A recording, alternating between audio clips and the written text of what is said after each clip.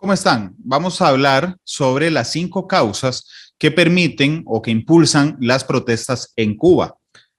Pero vamos a dividirlas en dos. Primero vamos a hablar de las estructurales, las que no dependen de la actualidad, y de las coyunturales. Vamos a empezar por las estructurales. La primera de ellas es el desgaste propio del ejercicio del poder de la dictadura.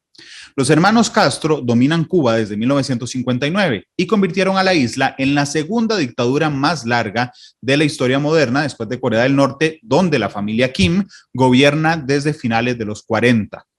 Fidel Castro es la persona que más ha durado en el poder, desde 1959 hasta 2008, es decir, 50 años, aunque mantuvo el poder de manera extraoficial hasta su muerte en 2016. Su hermano Raúl asumió en 2018 y hasta 2018, aunque se mantuvo como presidente del Consejo de Ministros hasta 2021, bajo la presidencia de su delfín político Miguel Díaz-Canel.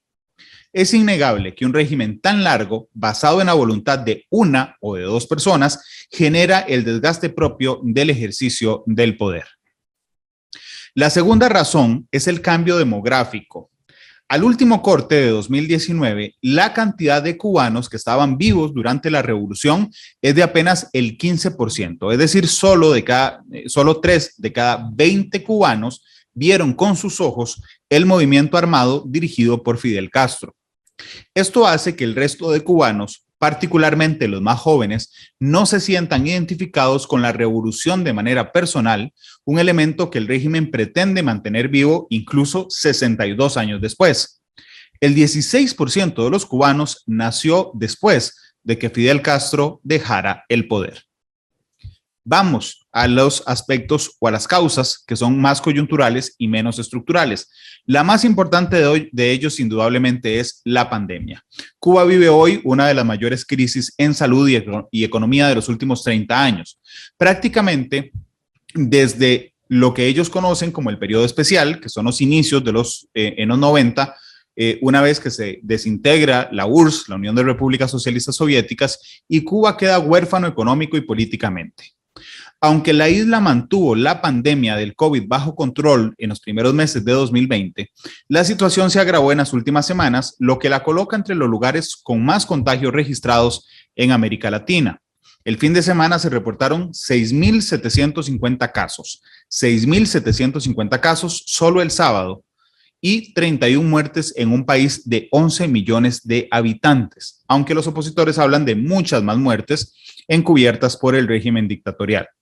Esta situación trae consigo el colapso en los centros de salud. Algunos medios reconocidos en el mundo, como la BBC de Londres, conversó con ciudadanos que denuncian la muerte de sus familiares sin recibir los debidos cuidados médicos o incluso sin medicamentos. De hecho, las redes sociales se llenaron en los últimos días de mensajes como SOS Cuba ante la grave situación en la isla e hicieron virales los videos de los hospitales colapsados. La cuarta razón es la situación económica. El turismo es la gran fuente de ingresos a la isla y con ese sector completamente paralizado por la pandemia, además de la emergencia sanitaria, los cubanos viven hoy una creciente inflación, la escasez de medicamentos y de comida, así como de otros productos básicos. Las filas en los centros de abastecimiento y otros lugares que solo aceptan divisas a las que no tiene acceso la mayoría de los cubanos, completan este panorama de hartazgo y desesperación que tiene como objetivo tambalear al régimen dictatorial más largo de la historia moderna. El gobierno de Cuba, por supuesto, que atribuye la situación económica al embargo de los Estados Unidos, del que ya casi vamos a hablar.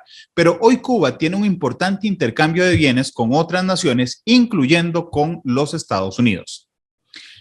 La última de las causas es la apertura de Internet, el acceso a Internet. Aunque este apartado es de Internet, hablemos un momento del embargo y ahorita verán por qué están relacionados. El embargo de Estados Unidos no solo es nefasto, sino que es poco estratégico. Es nefasto porque desde su inicio castiga principalmente a los sectores populares civiles y es poco estratégico porque no le ha permitido a los ciudadanos cubanos tener mayor acceso a bienes y servicios propios de la apertura del mercado y con eso generar el deseo a tener ese acceso que genere a su vez una presión en las nuevas generaciones por tener esos bienes y servicios.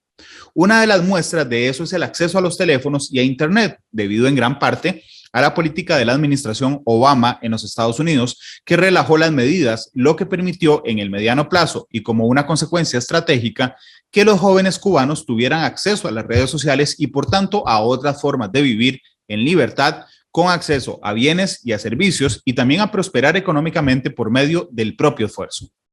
Creo personalmente que este es el gran cambio. Los ciudadanos cubanos se enteraron a través de esas redes de los movimientos sociales en gran parte de la isla y permitió a medios de prensa y a la comunidad internacional enterarse de primera mano tanto de las manifestaciones como de la represión desmedida del régimen de Díaz-Canel.